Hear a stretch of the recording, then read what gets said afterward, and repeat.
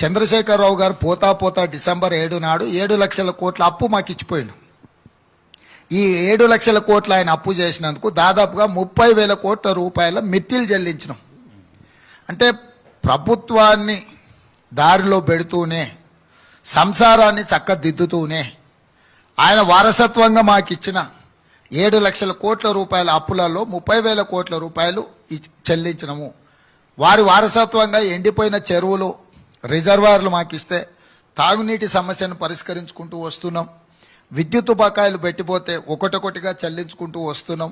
అంటే ఒక వ్యక్తి విఫలమైన సంసారం నడిపితే ఎన్ని సమస్యలు ఉంటాయో, తెలంగాణ రాష్ట్రంలో చంద్రశేఖరరావు చేతిలో తెలంగాణ రాష్ట్రం అనేది పూర్తిగా దెబ్బతినిపోయి 10 సంవత్సరాల 100 సంవత్సరాలకు సరిపోయేటంత విధ్వంసం చేసిపోయిండు.